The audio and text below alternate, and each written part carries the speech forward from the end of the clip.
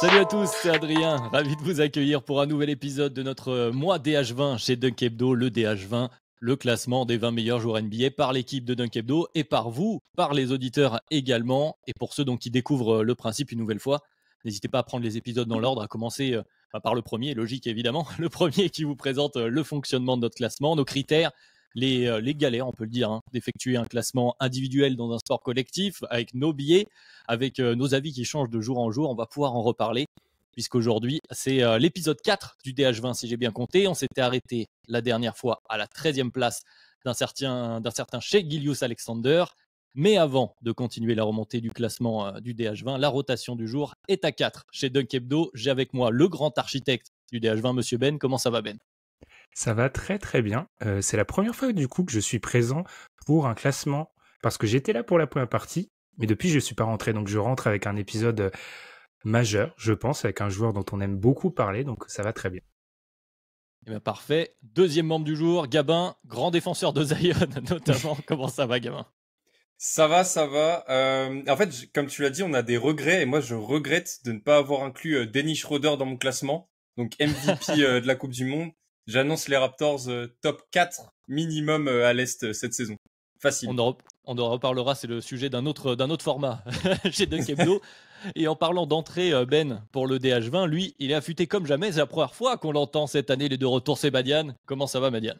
Eh ben ça va, les vacances furent très bien. J'ai écouté à distance du coup les premiers débats et je suis prêt à rentrer dans l'arène.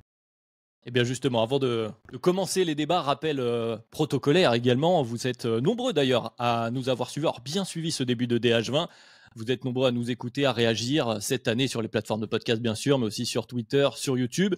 YouTube qui a droit d'ailleurs à son bonus visuel, c'est le moment de rappeler le classement du DH20 2023 jusqu'ici, qui commence à la 21e place, 21e Jamal Murray, 20e De'Aaron Fox, 19e James Harden, 18e Jaylen Brown, 17e Paul George, 16e Bam Adebayo. La semaine dernière donc on était 15e Ja Morant, 14e Donovan Mitchell, 13e Shai Gilgeous-Alexander et sans plus tarder le 12e du DH20, un joueur qui va faire débat, je le sais d'avance, un inconnu au bataillon, 12e du DH20 2023, un certain LeBron James, 12e donc, 9e chez les auditeurs. Et la première question, elle est simple et je vais la poser au plus ancien d'entre nous. Ben, le joueur le plus difficile à juger d'après les auditeurs dans le sondage qu'on avait proposé évidemment.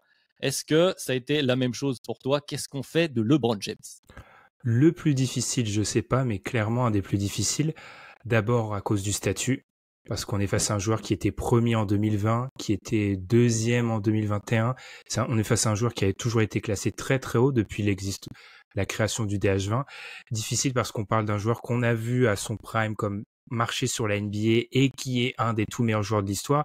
Donc effectivement, soit on a peut-être tendance à être trop dur face à l'image qu'on a vue de lui dans le passé, soit parfois être trop, je dirais, optimiste. Moi, j'ai tendance à être parmi la première catégorie parce qu'en fait, quand on analyse le DH20 année après année, j'ai toujours les Browns plus bas que la moyenne. Je le mets pas dans des tiers à part. Je sais, par exemple, quand il y avait un grand débat il y a quelques années, Giannis LeBron, il y a 3 ans, moi j'étais du côté de Giannis. Bon, c'est pas très surprenant, mais du coup, oui, c'est un joueur difficile à classer.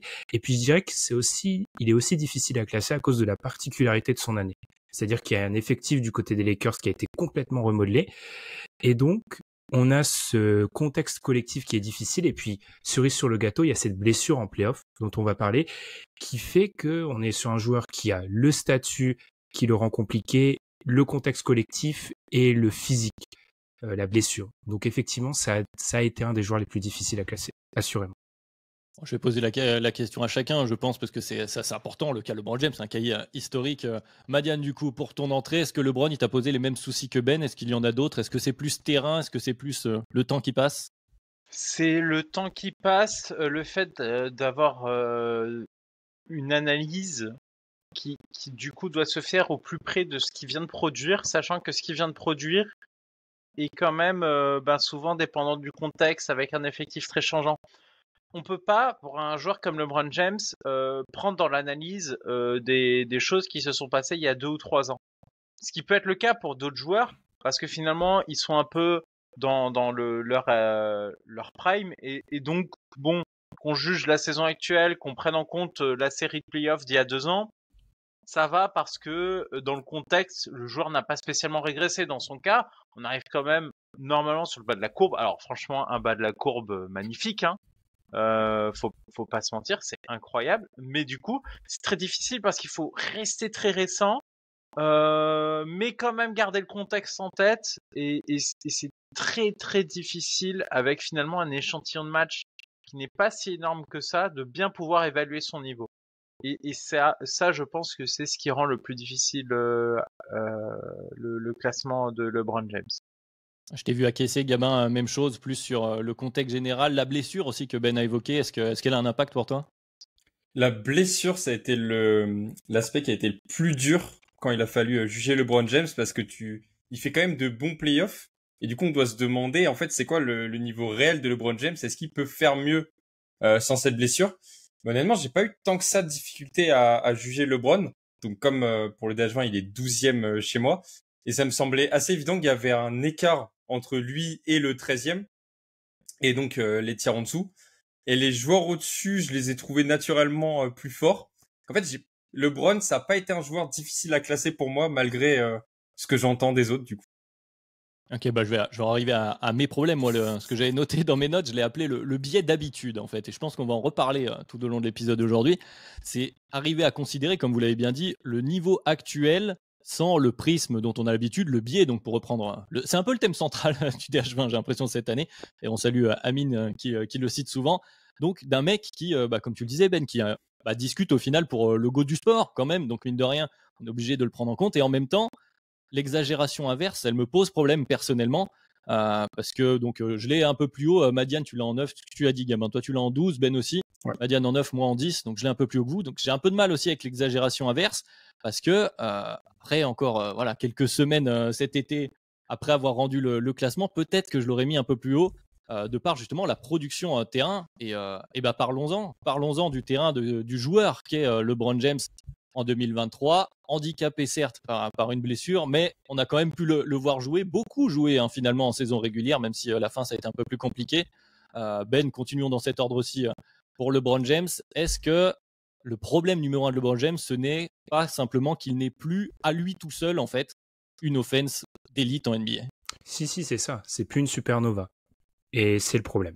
C'est plus une supernova parce que pendant les années Cleveland ou un peu plus tôt, il y a quelques années, on parlait beaucoup de la nécessité d'avoir un deuxième porteur de balle dans ses équipes, parfois pour un peu le seconder, mais quand il était sur le banc pour éviter que ses équipes plongent. Maintenant, on l'a vu sur les playoffs, les Lakers n'ont pas eu de difficulté à parfois laisser des pans de match, ou en tout cas laisser beaucoup de responsabilités à la création à Austin Reeves, par exemple. Il y a des attaques des Lakers qui ont été créées par Austin Reeves. Et moi, le gros problème que ça me pose, c'est que tu as parlé des biais comme un des thèmes du DH20, il y a aussi les rôles, qui sont un autre thème du DH20.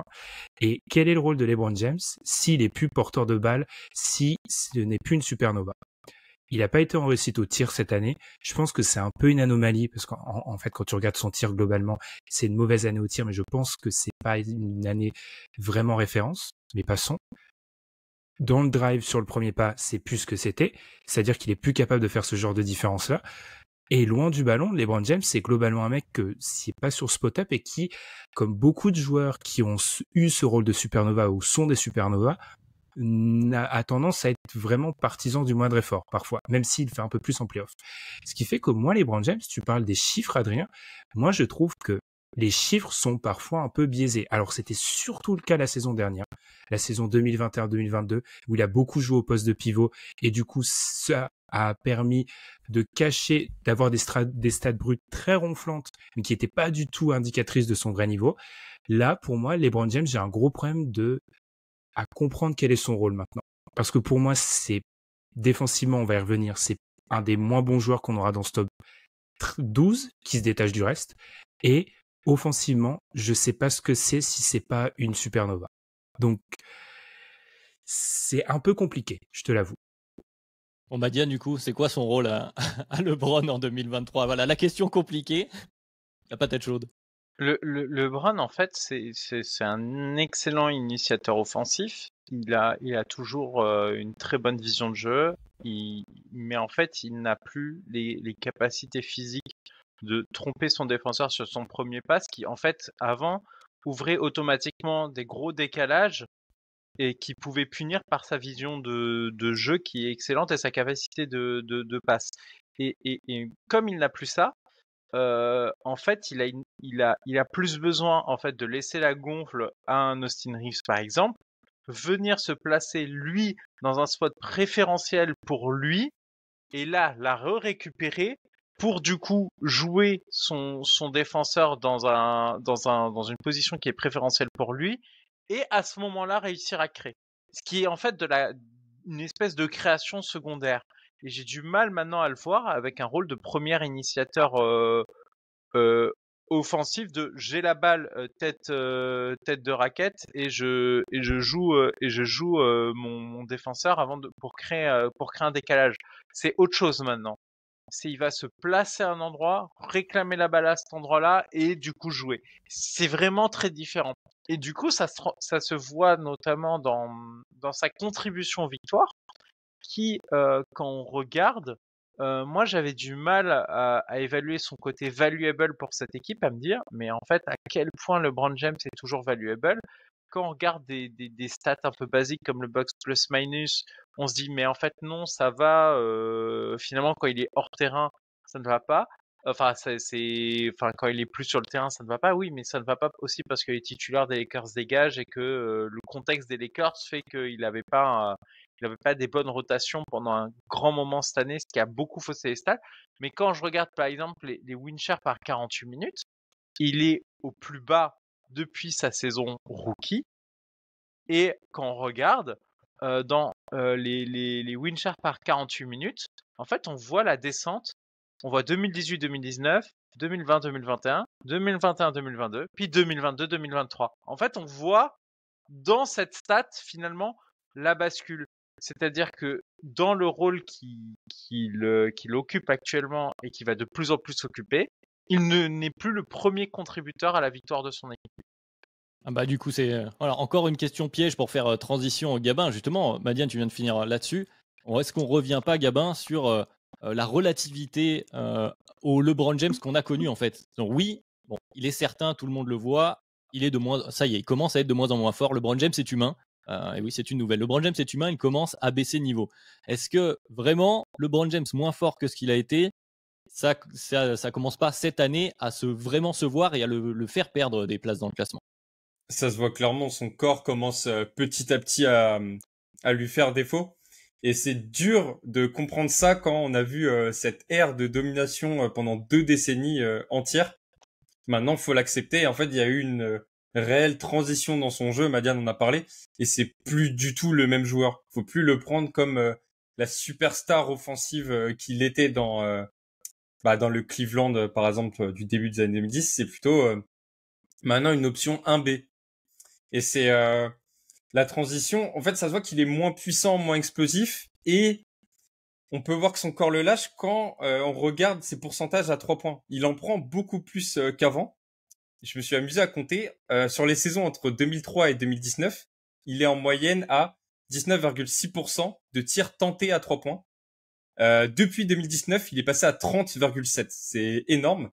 Mais il force beaucoup et c'est pas son arme en fait. Il est qu'à 28% de réussite en playoff cette année par exemple. Il y a beaucoup de séquences où on sent que la fatigue arrive et que son corps le gêne. Et au lieu de faire ses drives qu'il aurait fait il y a 5 ans, il préfère forcer des shoots à 3 points par moment. Et il fait plus aussi peur qu'avant en fait.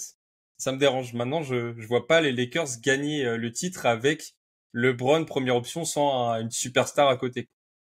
Ouais, je vois. Et pour ajouter à votre moulin, puisque de toute façon on est à peu près raccord là-dessus. Bon, c'est vrai que dans les chiffres bruts, tu en as parlé, Ben, il reste quand même LeBron James le 9e scoreur en NBA. Faut le rappeler tout de même. Il est juste derrière KD, devant des Mitchell, Booker, Kyrie, etc. Donc c'est pas plus mal. Effectivement, son efficacité est la plus basse depuis sa saison rookie, mais il est tout juste à 100. Il est dans l'efficacité moyenne de l'NBA si on prend le fameux True Shooting Plus.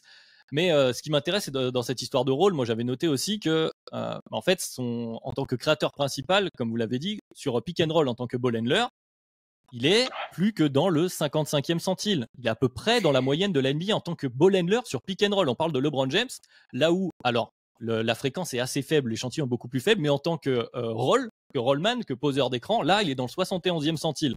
Donc on est peut-être sur quelque chose, effectivement, avec sa perte d'explosivité, vous l'avez bien dit, de premier pas, il n'arrive plus à faire la différence en partant de l'extérieur sur voilà, une certaine explosivité sur le premier pas. Par contre, derrière, il a toujours des lectures élites, c'est évident, c'est toujours LeBron James.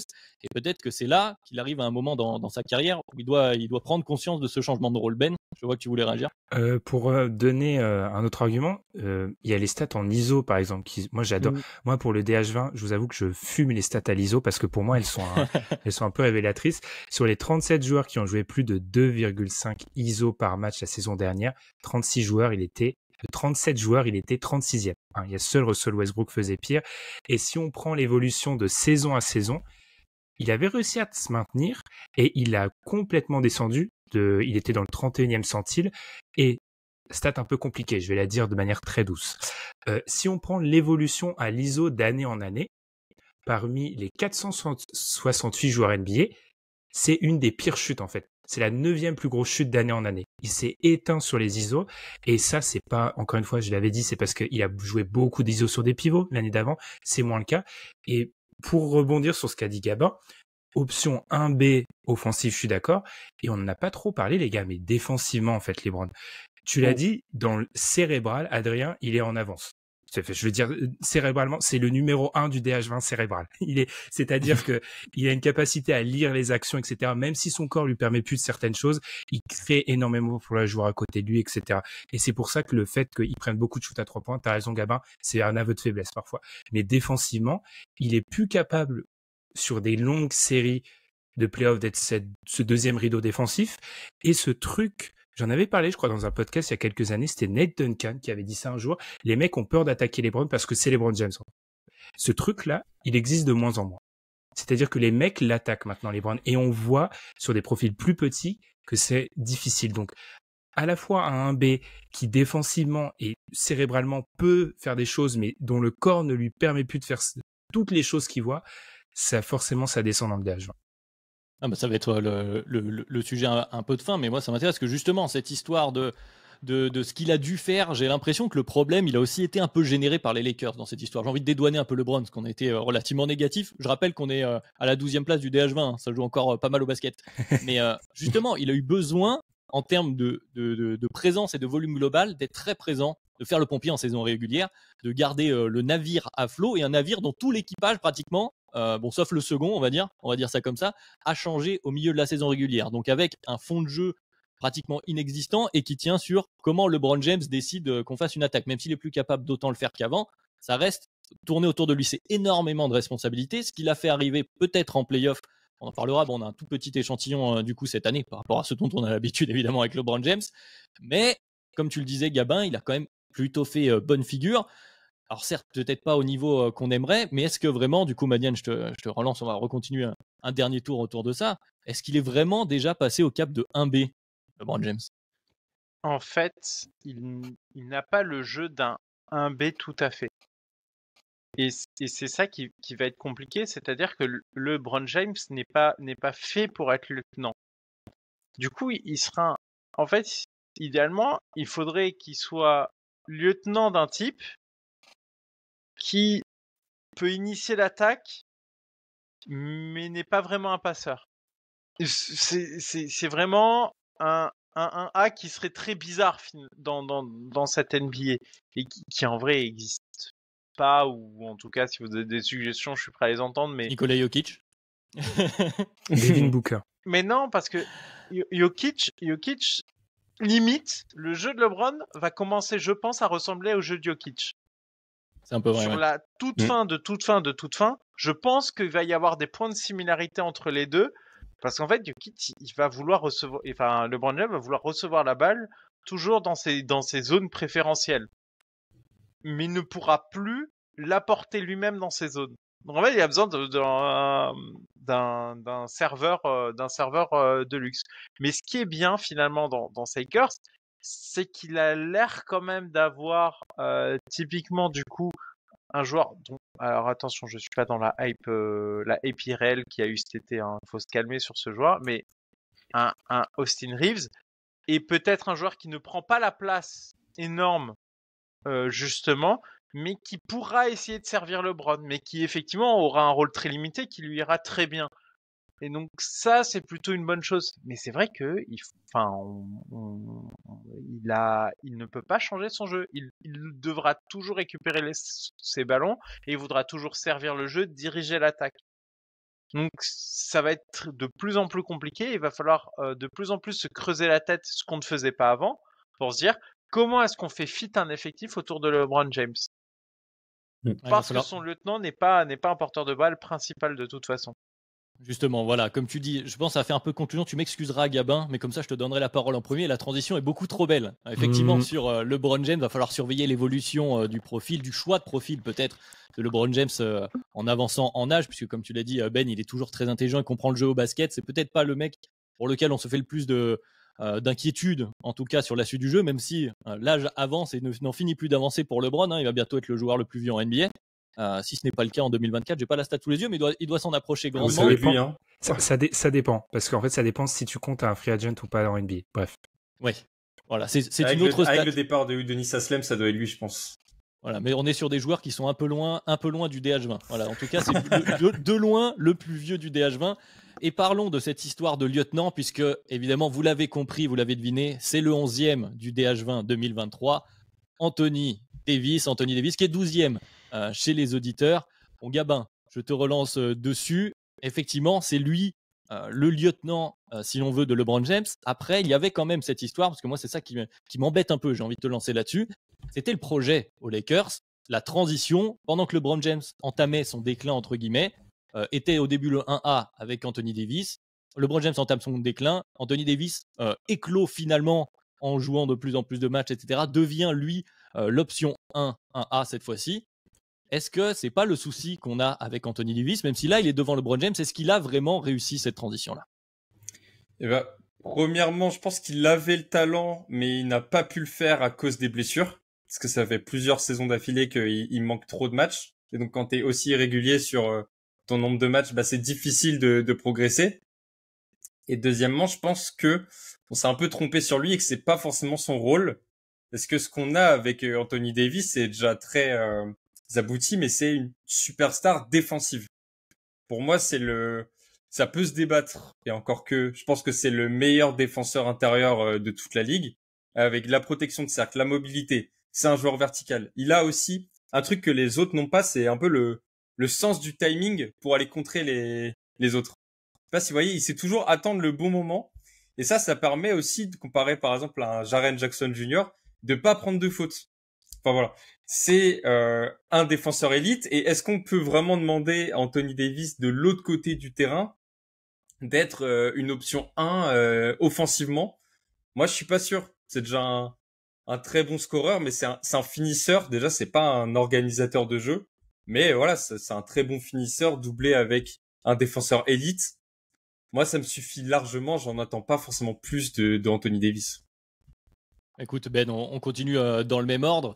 Cette histoire du profil, du coup, on continue un peu sur ce thème-là du profil, mais dans l'autre sens, avec Anthony Davis. Alors, il y a effectivement le cas des blessures, en tout cas de la perception qu'on en a. Ça a été mieux tout de même cette année pour Anthony Davis. Pour le coup, c'est pas lui qui s'est blessé au final dans les playoffs. Est-ce que la problématique, c'est pas ce avec quoi Gabin vient de terminer, cette entre guillemets talent dépendance, comme dirait Tom, en tout cas, ce besoin de guard play d'Anthony Davis qui lui offre un plafond, une limite, en tout cas, quand on arrive à cette range-là dans le DH20. C'est vrai qu'encore une fois, parmi ces 12 joueurs, je le répète, qui se détachent un peu du reste, c'est celui qui a le moins le ballon, en tout cas qui est moins maître du ballon. Ça, c'est une certitude. Moi, je vous avoue que Anthony Davis, il m'a un peu embêté parce que si je devais le juger vraiment, je pense qu'il serait 2 places plus haut. Mon vrai problème avec Anthony Davis, et Gabin l'a un peu dit, c'est cette capacité à répéter ses pics.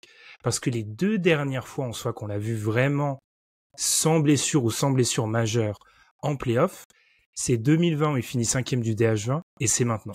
Parce que ça, c'est le meilleur joueur des Lakers sur les play-offs. Alors, j'aime pas avoir ce genre de rôle, mais quand on avait dit ça en preview, on s'était fait un petit peu remonter les bretelles.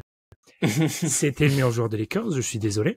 Je n'ai plus de voix quand je dis ça tellement j'en suis énervé, passons. Mais bref. Mais par rapport à Davis, par rapport au profil, pour moi, tu l'as un peu dit, Gabin, c'est le A+, si je reprends mes notes ultimes, parce qu'il est dans le débat pour être le meilleur défenseur de la ligue. Et offensivement, quand ça marche, c'est une option 1 dépendante, ce que j'appelle. C'est-à-dire que oui, il sera extrêmement dépendant de ce qu'il y a autour de lui. Notre biais, il vient du fait qu'on est trop habitué à avoir des mecs haut du DH20 qui sont complètement maîtres du ballon. Donc, en fait, on a un peu de mal, je pense, à le mettre plus haut. Et notre deuxième chose, c'est cette capacité, je l'ai dit, à répéter ça, et c'est le jeu d'Anthony Davis. Parce qu'en fait, Anthony Davis, avec un joueur qui prend beaucoup de mi-distance, qui est pas super adroit au cercle, par exemple, bah, c'est ça qui est un peu difficile, en fait. Il serait une option dépendante totalement maîtresse offensivement. Je pense qu'il serait un peu plus haut. Ah bah, je vais intercepter Madiane avant de te redonner la parole, parce que la question de l'efficacité, c'est une des premières choses que j'ai notées. Moi, c'est mon problème numéro 1 avec Anthony Davis. Dans cette histoire de rôle et de rôle souhaité de chaque joueur, j'ai un problème avec Anthony Davis qui a annoncé là, il y a quelques jours qu'il voulait rejouer au poste 4. Et c'est une vraie question. Alors, je vois l'intérêt pour des questions physiques, par exemple, de ne pas avoir affronté tous les pivots de la ligue, surtout qu'en ce moment, il y en a 2 qui discutent très très fort. Mais ce n'est pas là où sont ses qualités. Et tu as parlé de l'efficacité au cercle, mais au tir, voilà, on s'est rendu compte. Bon, il y a eu la bulle qui fait qu'il était très haut, mais depuis, je suis désolé, Anthony Davis n'est pas un shooter. J'ai noté les stats. Je vais en faire quelques-unes là. Je suis désolé, mais c'est parce que voilà, ça m'a un peu chapouiné, on va dire ça comme ça. On voit qu'Adrien, il est vénère. En les disant, ouais. Non, mais au pull-up, il a une efficacité, un EFG de 42.2. J'ai fait un filtre avec pour avoir quelques joueurs dans la ligue avec plus de 40 matchs, il reviendra à plus de 20 minutes par match. Et là, il a plus de 2 tentatives. Il est juste derrière. Attention, hein, Jalen Suggs, Franz Wagner, et il est juste devant OG Anunoby en pull-up. En catch and shoot, 40.5 de FG avec le même type de filtre. Il est sur 177 joueurs hein, qui ont fait plus de 40 matchs, plus de 20 minutes, plus de 2 tentatives en catch and shoot par match. 175e. Il est derrière Barnes et devant Achua et Sochan. Il est le seul derrière, ou Sohan, je ne sais plus comment on le prononce à chaque fois. Les 2 seuls qui sont derrière lui. Hein. Donc à un moment donné, je suis désolé, Anthony Davis n'est pas un bon shooter. Donc la volonté de s'écarter pour peut-être devenir potentiellement une option 1, moi elle me pose vraiment problème. Là où il est le meilleur, on l'a vu au poste 5, c'est un excellent défenseur, tu l'as dit Gabin, c'est un des rares qui a gêné avec tous les guillemets possibles Nikola Jokic sur ses playoffs, mais il l'a fait. Voilà, je préfère Anthony Davis en post-up, où là c'est quelqu'un vraiment d'efficace. En rollman aussi, où il est efficace. Voilà, son rôle, pour moi, Anthony Davis, c'est un pivot. Voilà, c'était mon petit moment pour râler sur ce changement de rôle. Donc, Madiane, je t'en prie, toi, comment tu le perçois ? Ça va faire un malheur sur Twitter, ça. Vas-y. Comment tu le perçois, toi, Madiane, Anthony Davis, l'Anthony Davis en 2023 quel est son rôle ? Est-ce qu'il peut vraiment changer de rôle et passer clairement au profil de 1A chez ces Lakers ? Pour moi, c'est déjà le meilleur joueur. Il y a eu un moment où, c'est ce que je disais lors des perfs dans la bulle, je disais LeBron James est le plus valuable, mais le plus dominant, c'était Anthony Davis. Notamment, on se souvient au début de certaines séries où il collait des énormes cartons. Mais l'équipe, pour moi, ne pouvait pas gagner sans un bon LeBron James à cette époque-là. Et là, aujourd'hui, j'ai un autre problème, c'est que du coup, ça ne peut pas être LeBron James. L'équipe ne peut pas gagner avec Anthony Davis et un niveau de playmaking décent dans l'équipe. Et il est extrêmement dépendant de ça. Ça n'en fait pas un mauvais joueur, ça en fait un très très bon joueur dans un collectif. Mais pour moi, tu peux difficilement vraiment dire que tu es un A dans ces cas-là. Et moi, j'ai peur que dans un contexte plus difficile, on ne l'a plus vu depuis qu'il est aux Lakers, parce que aux Lakers, il a été, ça le protège entre guillemets. Il est protégé par le fait qu'il y ait LeBron dans le même effectif. Si tu le rebalances dans des Pelicans de l'époque avec ce qu'il fait actuellement, moi, je serais inquiet. Je serais inquiet pour cette équipe et je me demanderais si ça pourrait marcher aussi bien. Donc je commence vraiment à avoir du mal à l'envisager en vraie option 1 qui existe. Elle existe en interdépendance avec d'autres éléments collectifs. C'est un joueur qui, du coup, fit bien la situation des Lakers. Mais un A, j'ai besoin de plus. Et on pourra avoir le débat du coup et les auditeurs l'entendront au sujet de Joel Embiid. C'est que c'est des joueurs dont le profil fait que des fois tu sens quand même qu'il y a un plafond de verre qui peut s'inscrire et j'ai l'impression qu'on est un peu dans le même cas. C'est-à-dire que son profil fait que une option 1A nommée Anthony Davis, je commence à ne plus y croire. Je demande à avoir tort, mais si il était capable à lui tout seul de faire ce travail-là, je pense que LeBron James, avec son intelligence de jeu, lui aurait déjà confié. S'ils ont besoin absolument de playmaking en plus de celui de LeBron James qui devient secondaire, c'est bien parce que Anthony Davis est incapable de prendre en charge cette attaque. Mais par contre, tout ce qu'il apporte à l'effectif, c'est d'un très très bon niveau et d'un niveau très satisfaisant.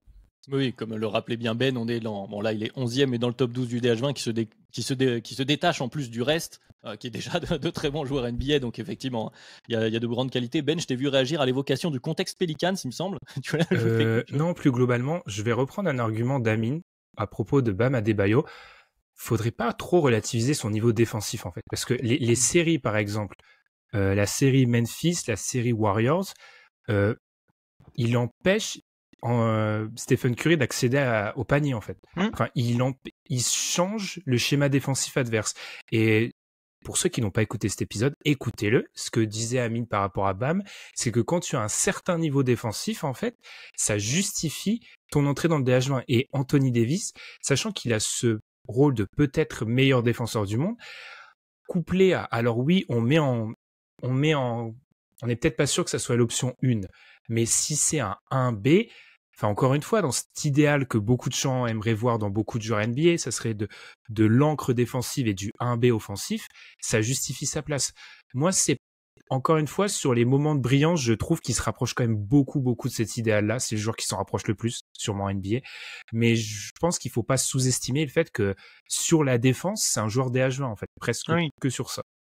Ouais, puis c'est un joueur avec d'énormément de qualité. Pardon Madiane, vas-y, je t'en prie. Non, mais Anthony Davis, il est 12e, c'est déjà très très bien. Et comme dit, avec un apport offensif sans ses défauts-là, on en parlant d'un top 5 NBA, hein, on entre dans une autre ère, une ère où le mec est dominant défensivement et offensivement. Il y a qui dans le top du DH20? Il y a les deux premiers, hein. À peu près, mais c'est vrai qu'il souffre peut-être aussi de cette fameuse attente qu'on a de certains joueurs. Et c'est vrai qu'Anthony Davis, on en parlait entre nous off juste avant. Parmi les prospects des dernières années dans les drafts, donc numéro 1 de draft, qui est clairement le meilleur joueur de sa draft, il était là. Ses outils théoriques sont tellement élevés. Puis on l'a vu, donc tu l'as dit Ben, il a un niveau défensif élite, il l'a toujours. Et on l'a vu avoir un niveau offensif par séquence, par année peut-être si on prend la bulle notamment, où on se dit peut-être que théoriquement, comme tu dis Manian, on peut en faire un top joueur. Et là, on commence à gratter le fameux top 5 du DH20, mais on aura l'occasion d'en reparler quand on y sera. Gabin là-dessus, toujours sur Anthony Davis, avant de continuer à remonter. Est-ce qu'on n'a pas aussi un problème avec Anthony Davis, un souci, je vais revenir à ça, mais de l'effectif des Lakers. C'est-à-dire qu'il est extrêmement efficace, ils ont besoin de lui de manière extrême, il a dans les plus-minus, dans tout ce qui est l'utilité qu'il a par rapport à ses remplaçants, etc. Il y a une vraie différence. Donc justement, là, on a quelques recrutements où on veut compter sur du Christian Wood ou je ne sais qui du côté des Lakers. Est-ce que c'est pas aussi une des limites d'Anthony Davis, c'est que tu as besoin d'avoir, puisqu'il ne joue pas forcément beaucoup, d'avoir du monde autour, d'avoir un contexte particulier, et c'est un peu le reproche qu'on faisait au nouveau LeBron, entre guillemets, là, juste avant, c'est plus compliqué de construire un effectif autour d'Anthony Davis que certains autres joueurs de ce DH20. Ben, vous en avez parlé, pas que Anthony Davis, mais aussi avec LeBron James. Ce duo pouvait marcher en 2020 quand LeBron était encore à son niveau élite. Maintenant, avec les deux joueurs qui sont un peu des 1B offensifs, c'est beaucoup plus compliqué de faire tourner une attaque autour. Et on a vu le management essayer des joueurs comme Westbrook, et en fait, ça n'a pas du tout fonctionné. Donc, c'est peut-être l'équipe de la ligue où c'est le plus compliqué de construire autour de ces stars, parce que c'est deux profils atypiques qu'on n'a pas dans les autres équipes. Et c'est pour ça qu'il y a peut-être un plafond de verre aussi au-dessus de Anthony Davis, parce que si tu n'es pas le créateur offensif de ton attaque et que tu as un B, aussi bon défenseur que tu sois, bah tu pourras pas emmener une équipe au titre tout seul tant que tu développeras pas ce jeu offensif de l'autre côté. Donc finalement, en fait, LeBron James et Anthony Davis, je les aime bien dans ce tiers-là à la place 11 et 12 parce que je les vois pas forcément exploser ce plafond et aller plus haut en l'état si les deux continuent de jouer ensemble.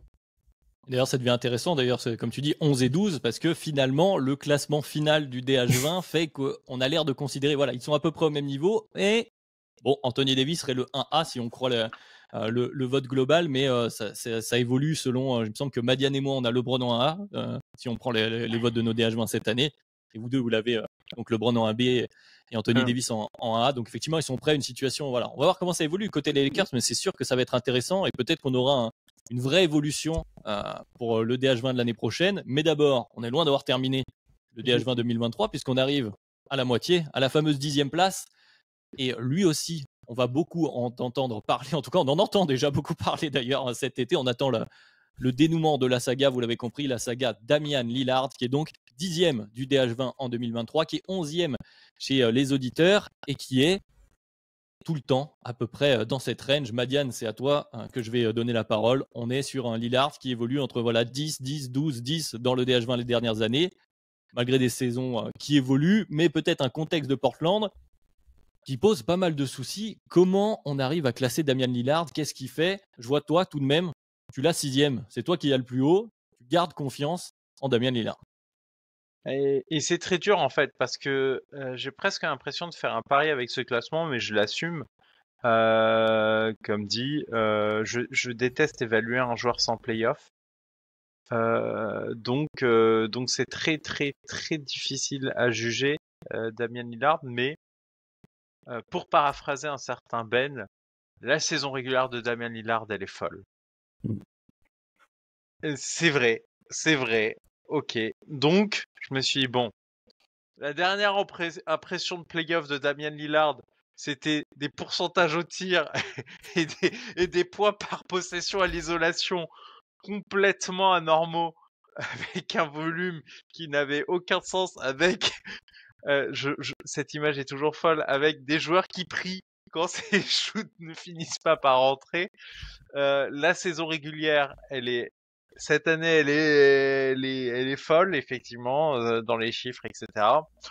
Donc, je me suis dit qu'on pouvait rester sur cette espèce d'impression, mais que ça commence à être difficile parce que je peux très bien avoir raison comme tort et pas pour les bonnes raisons, parce qu'en fait, je me projette et je fais des conjectures sur des matchs que je n'ai pas pu voir. Et j'espère que ce sera pas le cas cette année, parce que je pense qu'on a peut-être perdu des années de prime Damian Lillard en playoff qui auraient été très divertissantes. Et j'ai peur que son retour en playoff, si ça se fait cette année, soit un poil tard dans le timing vis-à-vis de son état de forme qui me semblait quand même excellent ces dernières années. C'est vrai que c'est une vraie crainte, c'est le retour dans mes notes je l'ai noté encore, du fameux biais d'habitude qu'on a avec Lillard. C'est vrai qu'il a un historique, mais qui commence à remonter un peu trop loin, un historique plutôt rassurant pour les playoffs. Donc Ben, je vais me tourner vers toi, puisque j'ai noté quelque chose, j'ai noté qu'il mériterait presque et je cite entre guillemets, et on l'a expliqué dans le premier épisode du DH20, pour ceux qui ne voient pas de quoi je vais parler, un traitement Kawhi.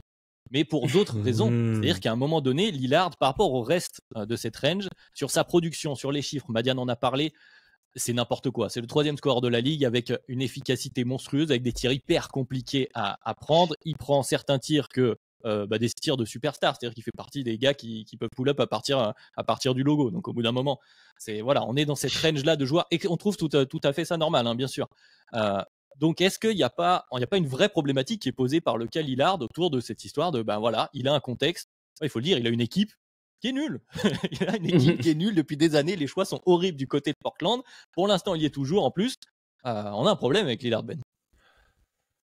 Alors, je vais répondre par la négative parce que si c'est ça, ça nous amènerait à évincer tous les joueurs qui n'ont pas de campagne de playoff récent. Donc, qu'est-ce qu'on fait avec Shea?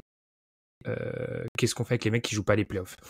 Par rapport à Lillard, Je pense que oui, il y a un problème dans la manière de le projeter. Moi, ce que j'ai voulu me dire cette année, c'est que j'en avais ras-le-bol de le mettre tout le temps 11, 12 et de me dire, bon bah allez, il est à la fin de ce groupe-là parce qu'en fait, j'ai pas de données. Ça me saoulait un peu de faire ça. Surtout que, tu l'as dit, bah, sa saison, en l'occurrence offensive, quand on prend les stats avancées tout en un, qui existent parfois, il est soit premier, soit deuxième, dans toutes. Il fait une saison offensive légendaire. Enfin, c'est une Sachant saison que l'autre offensive. gars s'appelle Nikola Jokic en général. Donc. Ouais, voilà, il fait une saison, sur la saison offensivement, c'est un des 3 meilleurs joueurs de la ligue. Et moi, ce que je me suis dit, c'est d'abord cet impact-là, qui très simplement dans les chiffres, hein, quand Damian Lillard est sur le terrain, l'attaque des Blazers, c'est 121.4 d'offensive rating, ça serait la première attaque NBA. Quand il est pas sur le terrain, c'est 108, ce serait la pire attaque NBA. Voilà. Donc, effectivement, on est face à un joueur qui a une gravité exceptionnelle. Il est numéro 2 chez Basketball Index de cette stat de la gravité. Et tu l'as dit, c'est lié au fait qu'il shoot très très loin. Et moi, ce que j'ai voulu mettre en avant cette année, c'est le cercle. Parce que Damian Lillard, cette année, il a commencé à tirer au cercle. Il n'a jamais autant tiré au cercle. Il n'a jamais eu autant presque de réussite au cercle. Donc là, on est vraiment face à un joueur qui est indéfendable. Damian Lillard, en l'état, sur ce qu'on a vu, les dernières images qu'on a eues de lui, il est indéfendable. Et les questions, Madiane, pour moi, c'est plutôt des questions. Alors, je sais qu'on a tous les deux très haut. Pour moi, les questions, c'est plutôt les questions défensives, en fait. Est-ce que défensivement, ça tiendrait? Moi, je l'ai dit dans le premier épisode. Cette année, j'ai décidé d'être moins sévère avec les guards défensifs. Donc, d'abord ça. D'abord, le fait que sur la stat était sortie de John Schumann, je crois, sur les 4 dernières saisons, son équipe est dans les 5 pires défenses. Ça, je veux dire, c'est pas du simple fait de Damian Lillard, en fait. Son équipe est nulle, Adrien, mais sa défense est nulle aussi, globalement, autour de lui. Donc, moi, j'ai décidé de lui laisser un pass sur ça. C'est peut-être pas bon, je sais pas, mais en tout cas, c'est pour ça qu'il se classe si haut. Du coup, Et Gabin, non, faut pas de traitement particulier. Du coup, Gabin, je vais te poser la question de la pondération entre cette attaque qui, on l'a dit, on l'a répété, qui est extraordinaire, qui est élite, sa défense qui est quand même, voilà, tu l'as dit Ben, la défense collective est nulle, la défense individuelle est nulle aussi, mais l'enjeu est nul aussi du côté de Portland, donc c'est compliqué à analyser. En plus, voilà, ça fait deux autres choses, ça fait l'absence de match de play-off et une défense dans un contexte. Comment on veut évaluer une défense dans le contexte de Portland? Gabin, comment on fait? Ben, pour te répondre, moi, j'évalue pas la défense quand ta qualité, c'est le scoring. Enfin, c'est l'attaque, parce que j'estime que c'est pas ton rôle. Et il joue dans un marasme collectif qui fait que dans une autre équipe, ça poserait pas autant de problèmes. Bah, par exemple, s'il jouait dans une équipe qui s'appelle Miami Heat, peut-être que la défense collective autour le cacherait et qu'en fait, on n'en parlerait même pas du défenseur Damian Lillard. Parce que de l'autre côté, vous en avez parlé, en fait, il fait une saison au scoring de malade mental. Je rajouterais même que pour moi, c'est le meilleur joueur en pull-up de toute la ligne. Enfin, à 3 points, par exemple, il en prend 7 par match à 37% de réussite et des shoots hyper compliqués. Ça, c'est le roi du step and go. Il sait tout faire. Tu laisses un mini espace, il peut shooter.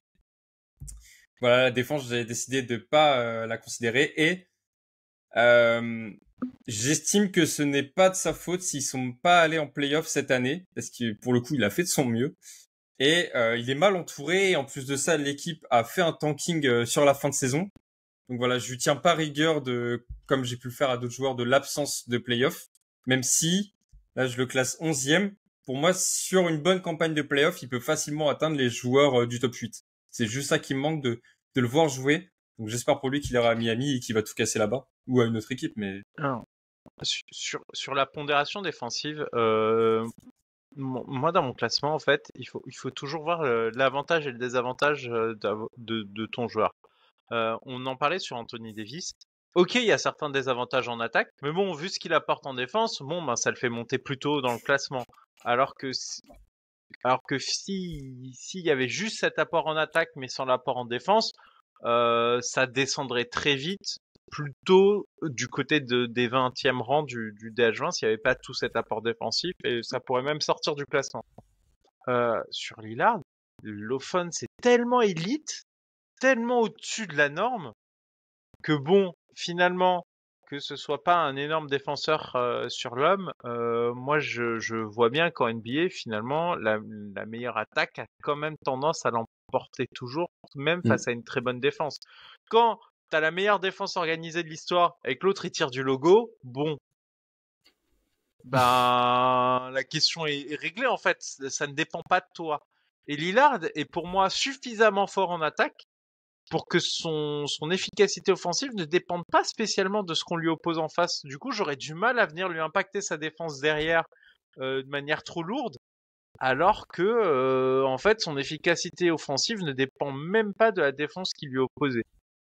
Du coup, Ben, j'ai envie de te renvoyer la balle du contexte parce qu'elle est un peu intéressante. C'est un peu toute la question autour de Lillard. Enfin, une fois qu'on est sorti de cette histoire d'échantillon de playoff, c'est le contexte de du côté de Portland, il est un des derniers Mohicans de l'option 1 en clair héliocentrisme. Il n'y a que lui. Il est 99e centile en usage. C'est quand il est là, c'est lui qui fait tout effectivement.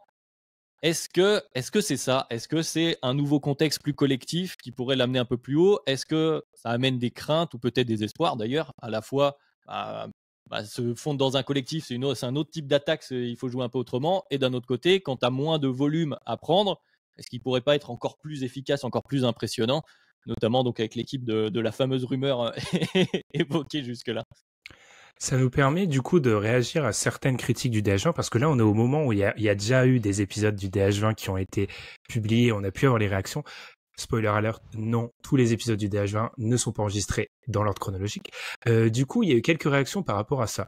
Nous, je pense que globalement, on est d'accord pour dire que on essaye de juger des joueurs en dehors du contexte, mais on n'a pas l'audace de dire qu'on est capable de juger ces fameux joueurs hors du contexte. Parce qu'en fait, il y a un contexte qui existe, qui avantage certains, qui désavantage certains. Par rapport à Damian Lillard, je pense que oui, il aurait... Parce que globalement, la critique que tu peux faire de Damian Lillard, elle est défensive, en fait. Où tu pourrais limite critiquer sa trop grande charge offensive et le fait qu'au niveau des playmakers, il est peut-être pas au niveau des mecs qui ont un usage aussi fou. Il est peut-être pas au niveau là. C'est peut-être les deux critiques que tu peux faire. Si tu venais à réduire un peu sa charge offensive, déjà, moi, je suis désolé, mais encore une fois, c'est mon parti pris de cette année. J'ai pas assez vu de trucs défensivement il y a quelques années sur Damian Lillard catastrophiques pour me dire que par rapport à un mec qui va beaucoup au cercle, qui joue beaucoup sur ses qualités athlétiques, il a forcément beaucoup perdu à ce niveau-là. Donc, dans un contexte un peu plus défensif, genre Miami, ça me poserait pas de problème. Et deuxième chose, je pense qu'aussi, il aurait la capacité à être fort loin du ballon. Parce qu'en fait, si tu le rapproches au mec dont tout le monde peut penser, qui est très fort de loin, etc., si tu le rapproches d'un Voldemort, Stephen Curry, il y a cette capacité à être déjà, un shooter qui, c'est là où je serais peut-être pas d'accord avec Gabin, je pense qu'en pull-up, Curry reste la référence, je pense, même si Lillard s'en rapproche. S'il a cette capacité en plus à jouer off-ball, dans un contexte où il serait un petit peu plus, moins, justement, responsabilisé, ça serait parfait. Autant je crois au fait qu'il soit pas complètement négatif en défense, jouer off-ball, il a jamais trop fait, je suis pessimiste. Ouais, mais jouer off-ball cette année, c'est impossible. C'est pour ça qu'il faut voir. Là, avec son équipe, franchement, les Portland Trail Blazers sont sur le terrain, t'es obligé de lui donner la balle et de laisser organiser le jeu. D'où l'option Miami. Ouais. Bien sûr. Le grand débat Miami, je ne sais pas si Madiane t'avais quelque chose sur ce potentiel. Bon, là, on est un peu dans la projection, mais c'est vrai que c'était un peu le thème sur les deux joueurs précédents. On se projetait sur les Lakers, qu'est-ce qui peut arriver. Bon, là, c'est difficile de se dire. En fait, je vais te poser la question comme ça, Madiane. Si Lillard reste à Portland dans le DH20 2024, il sera encore dans cette range. Et s'il sera à Miami ou une autre équipe avec un contexte plus favorable, je veux dire ça de manière plus large, il peut potentiellement monter. Finalement, ça se résume comme ça. Ça, pour moi, en fait, le seul moyen de monter, moi je l'ai très haut. Pour moi, là, c'est une question de pas descendre. Il est déjà haut chez moi. Je projette sur le fait que s'il avait été en playoff, ça aurait pu être tout aussi fou et nous offrir des grands moments. Là, s'il est tradé, il doit faire la campagne que j'ai projetée pour garder son classement. Et s'il n'est pas tradé, je vais être obligé à un moment de descendre et de dire je peux plus attendre Milan avec juste des espoirs. Tu peux refaire la même saison régulière, mais il y a un moment, ce classement est très difficile à maintenir sur juste une théorie de toute façon c'est indéfendable, donc il fera la même en playoff. Ben? Ouais, mais ça crée un précédent. Moi, vu qu'on commence à avoir des années de DH20, je pense un peu au temps long, pour moi, ça créerait un précédent trop compliqué, ça. Parce que ça exclurait tout joueur qui a pas été vraiment en playoff d'une place très haute. Non, et sans l'exclure, hein. Enfin, moi je parle pas de le faire passer de 6 à 20, hein. Non, non, non, C'est mais de légèrement baisser. Et ça dépendra aussi du niveau qu'afficheront les autres joueurs autour. Un Jimmy Butler, il nous refait une perf, des séries de playoffs légendaires avant de sortir. Oui, là il y a des questions qui se posent autour de attends, est-ce qu'il est au-dessus, est-ce qu'il est en dessous, etc. Donc ça dépend aussi du canon des autres joueurs. Si la plupart des joueurs ont déçu, que Lillard ne va pas en playoff, mais qu'il est tout aussi légendaire sur sa saison régulière, il va peut-être garder son classement. Mais si les autres montent plus en playoff, je serai obligé à un moment de les rehausser. Et ça voudra pas dire que Lillard c'est moins, c'est que les autres ils ont aussi prouvé énormément et que Lillard j'ai plus l'échantillon playoff que je valorise énormément. Je vais rattacher la question pour relancer la balle sur ce thème-là, sur quelque chose d'un petit peu plus large au DH20. Je pense que vous mettez le doigt sur quelque chose d'intéressant, c'est-à-dire que la plupart des joueurs qu'on a cités derrière dans le DH20, alors pas tous, hein, mais pour la plupart, justement, il y avait cette critique-là de on n'a pas encore assez d'échantillons, voire pas du tout d'échantillons en play-off, ou alors on a besoin d'une confirmation. Je pense à un des Aaron Fox, par exemple, à la 20e place.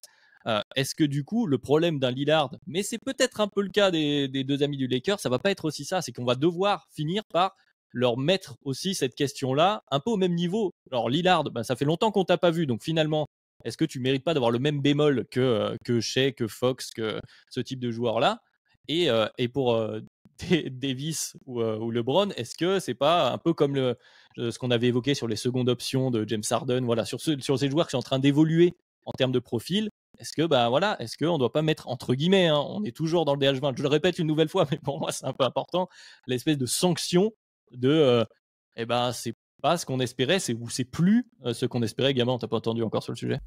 Mais je pense qu'il a déjà la sanction parce que s'il avait fait des playoffs et qu'il nous avait refait la campagne qu'il a faite quand ils sont allés en finale de conférence, je pense qu'il serait plus haut.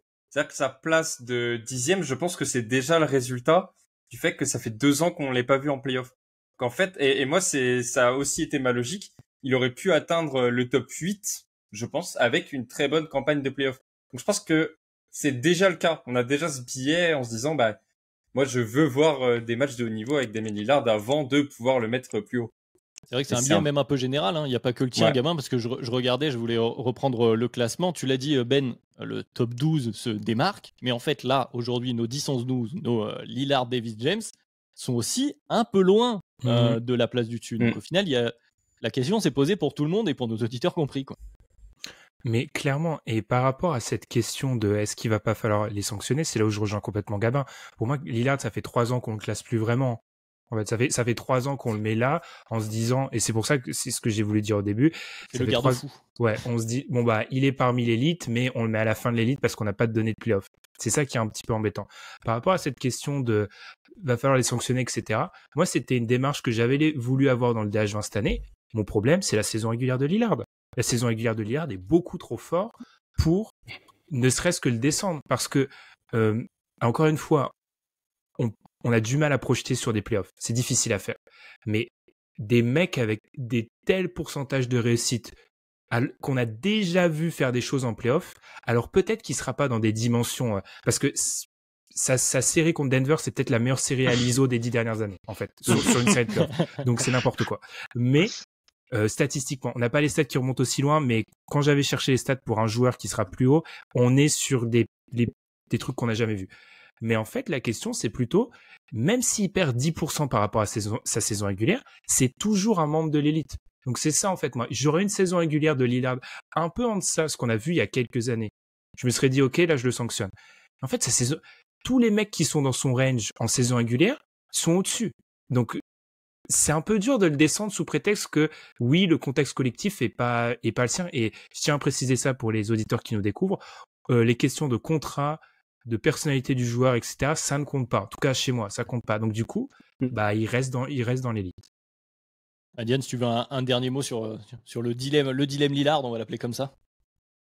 Sur ce dilemme, il faut pas qu'on se méprenne. Et c'est que comme on l'a déjà vu faire en play-off, on peut mieux prendre en compte sa saison régulière pour le classer. ce qui ne marche pas à l'inverse de j'ai 0 game en playoff, je fais des saisons régulières de fou, donc j'accède à ce même tiers. C'est plus difficile pour moi dans ce sens inverse, à moins d'être aussi complètement historique, c'est que ça t'aide, ok, mais comme on t'a jamais vraiment vu faire en playoff, on peut que se projeter. On se projette en espérant beaucoup, mais on peut que se projeter. Là, en 2021, on l'a déjà vu faire les dingueries. Donc, on voit la saison régulière où c'est dingue, on se dit, bon, a priori, il y retourne en playoff, il les refait. Donc, c'est pour ça que dans mon classement, ça se retransmet ainsi. Mais ça ne pourra pas marcher à l'inverse, à mon sens. Donc, le cas Damian Lillard marche en prenant en compte la saison régulière que parce que c'est Damian Lillard et qu'il l'a déjà prouvé. Voilà, jusqu'à nouvel ordre, on va dire que Lillard devient, comme dirait les Ricains, le gatekeeper finalement de la marche playoff, Ben. Dernier mot, je parle beaucoup quand c'est pas moi le présentateur. Dernière chose, ce qui fait, alors encore une fois, là je suis sur un petit fil de fer parce que c'est difficile parce que je vais limite projeter. Ce qui fait, ça se projette en fait. Parce que les shoots, le pull-up, etc., c'est des choses qui, en théorie, se projettent. C'est ça aussi mon problème, c'est que ils seraient sur de... Ils se sont projetés déjà. Et ce sont, exactement, comme l'a dit Madiane, se sont déjà projetés. Ils seraient sur désolé Adrien, ils seraient sur de l'ISO à mi-distance compliqué à la DeRozan Prime, par exemple. Si je prends l'exemple vraiment le plus parfait d'un joueur qui a eu des grosses difficultés ou beaucoup de variances entre saison régulière et playoff. On pourrait se poser des questions. Et il y a des joueurs, moi, dans ce groupe entre 18 et 25 qui n'ont pas beaucoup joué de playoff, sur lesquels je me pose des questions sur la viabilité en playoff.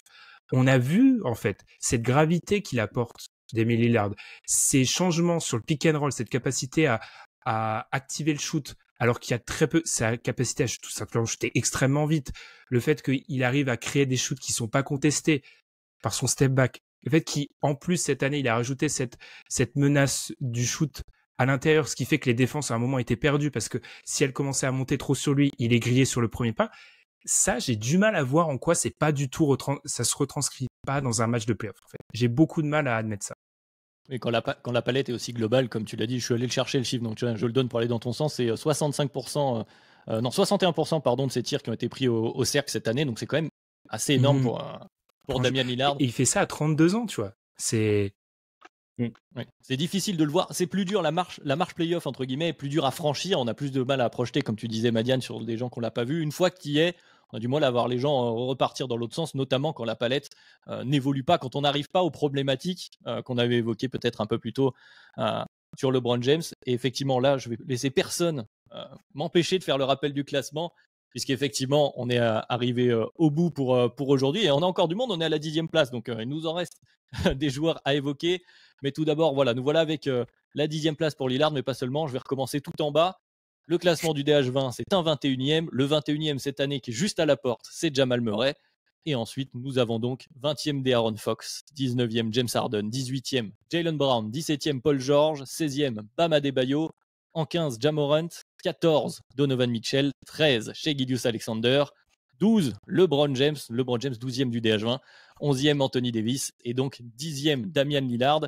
Et comme je l'ai dit là il y a quelques minutes dans l'épisode, il y a une nouvelle marche qui est franchie et qui sera franchie au prochain épisode. Donc d'ici quelques jours, évidemment, on compte sur vous pour être encore nombreux. Déjà, merci d'être toujours aussi nombreux pour les premiers épisodes. Tu l'as dit, Ben, qui sont sortis là au moment où on enregistre les premiers épisodes du DH20. On a toujours les fidèles des plateformes de podcast, mais sur YouTube aussi, on voit pas mal de monde qui commence à réagir en commentaire. Ça fait plaisir. Sur Twitter également, pas mal de réactions qu'on apprécie, en tout cas tant que la forme reste correcte, évidemment. Donc, conclusion rapide. Merci Ben, merci Gabin, merci Madiane. Et on se retrouve vite pour la suite du classement du DH20. Merci Adrien, salut. Merci. Salut. Salut.